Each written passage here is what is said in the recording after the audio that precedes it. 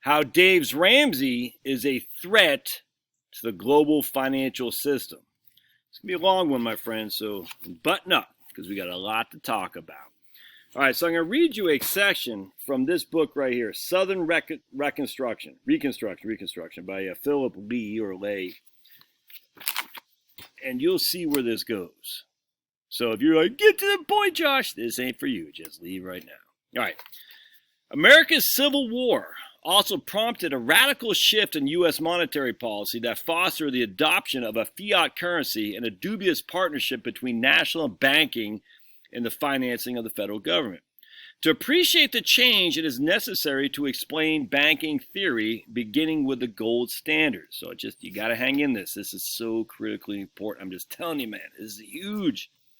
In English-speaking countries, banking evolved among merchants in the mid-17th century. Shopkeepers normally stored their surplus gold in the King's Mint for safekeeping, until Charles I needed money shortly before the English Civil War in 1638. He confiscated much of the merchants' gold, calling it a loan. And although it was eventually repaid, merchants thereafter preferred to deposit their gold with private goldsmiths who issued warehouse receipts to each depositor. Such receipts essentially became paper money and were preferred in many transactions in place of bulky coins. You see what's going on here? So I'll just keep going. Soon, goldsmiths realized that most of the receipts would remain in circulation and rarely presented for redemption. Ding, ding, ding, ding. Therefore, they could lend money in the form of newly issued receipts maintaining a gold inventory equal only to a fraction, the fractional reserve currency or economy, equal to only a fraction of the face values of the receipts outstanding. Theoretically, once such loans were repaid, the amount of receipts remaining in circulation would equal the gold inventory, and the smith would have earned interest income on the loan. Pragmatically, however, new loans were constantly created as old ones were paid off. I hope you're getting where we're going with this. As long as the receipts presented for redemption never exceeded the smith's gold inventory, there was no harm. But if ever a holder presented a receipt that could not be redeemed in gold, public confidence in the smith's warehouse receipts would vanish, and the paper would no longer be accepted in transactions, except perhaps as a steep discount to face value. At the start of the American Civil War, about 1,600 banks operated in the above manner. There were no federal minimum reserve requirements. Regulations regarding reserve ratios, interest rates, and loan activities were set by the states individually. The federal government was even prohibited from issuing paper currency. While the U.S. Mint coined money, the coins were struck in gold and silver and therefore became specie or specie. I guess it's specie. So remember, the U.S. coined money in gold and silver was specie. We'll call it specie. Taxes and other funds due to the government, the federal government, were paid to the Treasury either in specie or Treasury notes, which were short-term Treasury debt securities. On the eve of the Civil War, the nation's total currency was about $450 million, of which $250 million was specie, literally gold and silver coins, essentially. The remaining $200 million was comprised of private paper issues. The wheels of commerce required the circulation of specie or banknotes, typically of a nearby bank with a reliable reputation. The enormous Civil War financing needs impelled changes to the monetary system as spending grew from $80 million in fiscal year 1861 to $1.3 billion in 1865. During the war, the federal debt similarly leaped from $65 million to $2.7 billion. Crazy, man. Taxes met only 25% of the needs of the government, whereas federal borrowings accounted for 57%, and a new federally issued paper currency known as greenbacks represented 18%. The first legislated monetary change was the 1862 Legal Tender Act, which authorized greenbacks. Although greenbacks were not redeemable in specie, remember specie is gold and silver coins, the federal government tried to mandate their acceptance by declaring the bills to be legal tender for all debts, public and private, except custom duties and interest on federal debt, which had to be paid in specie. About $430 million in greenbacks were issued before the war was over. Treasury Secretary Salmon Chase proposed to make the paper money more palatable by adding, "In God We Trust" motto that he had earlier put on the coins. Lincoln suggested wryly, "If you're going to put a legend on the greenbacks, I would suggest that of Peter and John. Silver and gold I have none, but such as I have I give to thee." All right. Overseas merchants who ship products into the United States normally require that the U.S. buyers settle account in gold. Thus, early in 1862, the New York Stock Exchange set up a gold room to enable holders of greenbacks to buy gold. Although a greenback dollar traded below parity due to a gold dollar, the amount of discount fluctuated. And at the low point in the summer of 1864, when Ulysses Grant was stalled before Petersburg and Sherman did not seem to be making much progress in Georgia, a greenback was only worth about 37 cents in specie. While greenbacks could not be redeemed for gold at face value, they could be used to purchase federal bonds. So check, this is crazy. Just keep listening. This is nuts. Since gold was common on the West Coast, Californians and Oregons were immediately contemptuous of greenbacks. In November 1862, San Francisco merchants refused to accept greenbacks at anything above the discounted rate quoted in the gold room in the New York Stock Exchange. In April of the following year, the California legislature adopted a Specific Contracts Act. It clarified that contracts entered on the basis of specie were enforceable in specie. Finally, California state government refused to accept greenbacks in the payment of taxes. Oregon followed suit. For years, gold had been the exclusive Oregon currency. Shortly after the San Francisco Merchants Agreement, those in Salem and Portland followed suit. Portland merchants also circulated a blacklist of residents and businesses that try to settle bills of greenback.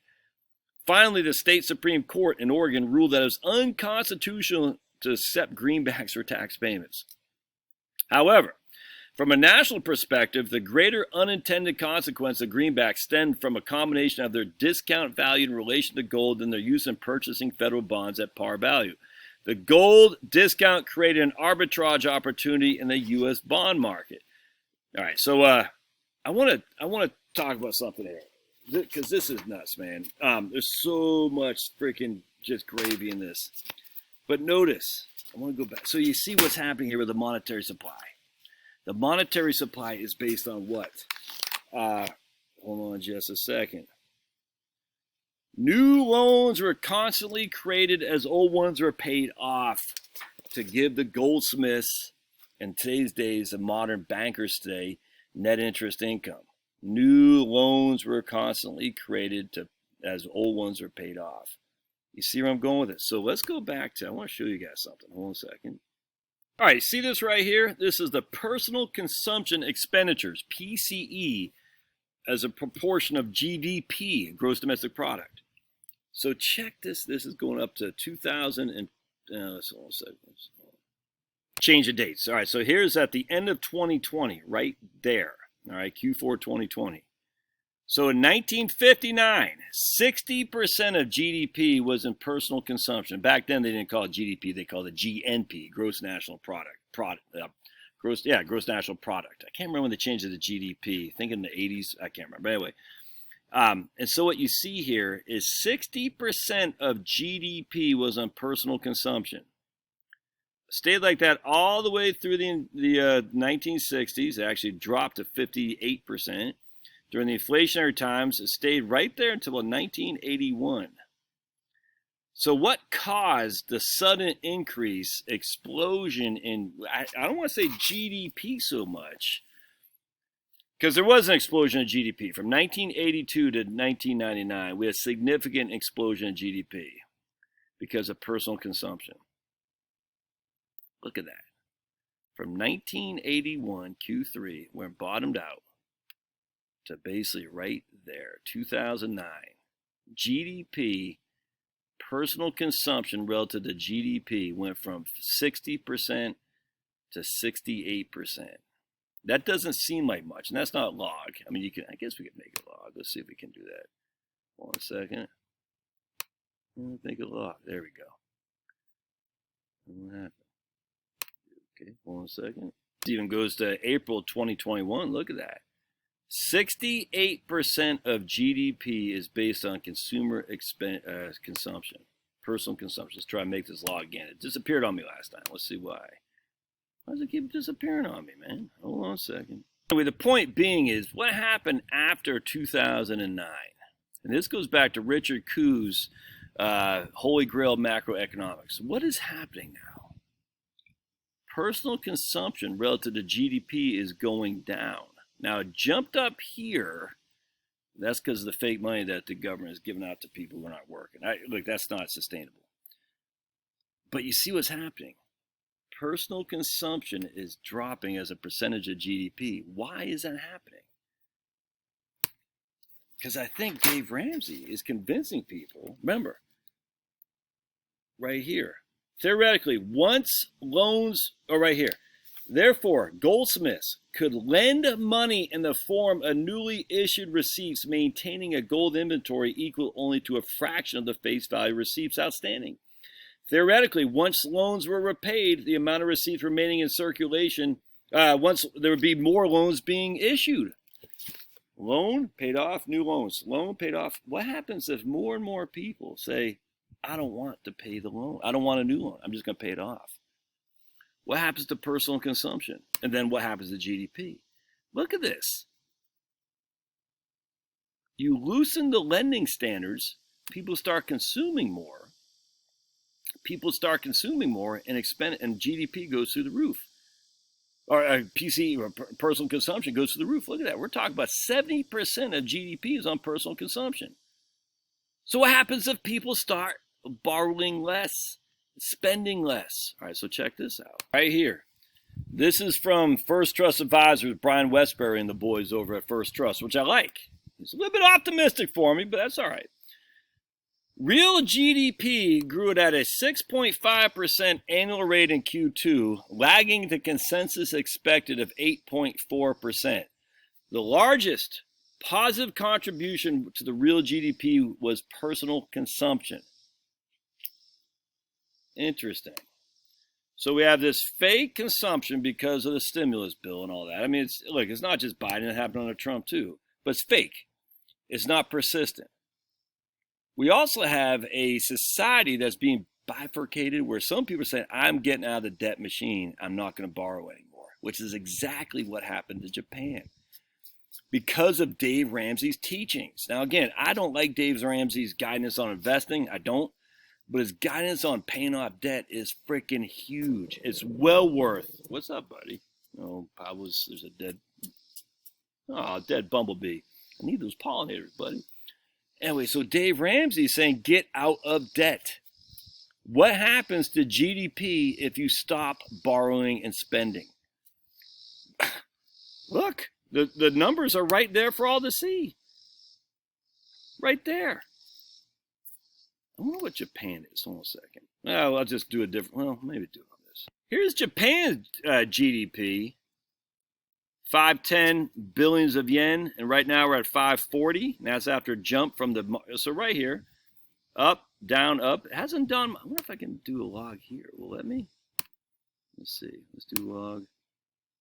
Why? All right. See, yeah, not much has changed. So good. All right. So look at that. That's going back to 1995. That's 25 years. The GDP has gone by that from here 510 to freaking 540. Why? Because Japan isn't borrowing as much. They said no. Richard Kuh calls it a balance sheet recession. Hold on just a second. GDP per capita of Japan. From 19. I don't even know what date that is, but 1970. We'll say 1960 to 2000. Look at that.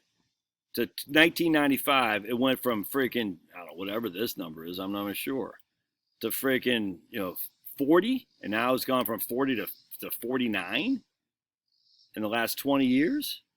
Nothing. It's interesting, man. When people stop borrowing, they stop spending. When people stop spending, GDP falls.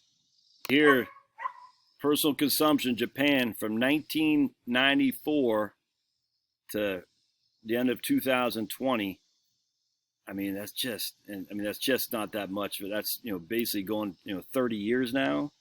Hardly gone up that much at all. But let's see if we can log this. I just like to log because it spreads out more to show it a little bit. I'm not sure what this will do. Okay, there it goes. Not much. But I mean, look at this. From 33.22, and I guess that's billion or trillion, I'm not sure, to 33.36. Can we go to 2000? I guess that's it. And that, obviously it's back up here now, but still, it's not that much, man. All right, hold on. Household debt to GDP for the U.S. That's when we're living high in the hog, and it's gone down since. And even here is at the end of Q4 2020. Japan, household debt to GDP, man. Look at that. About 61%. I'm telling you, man, that's that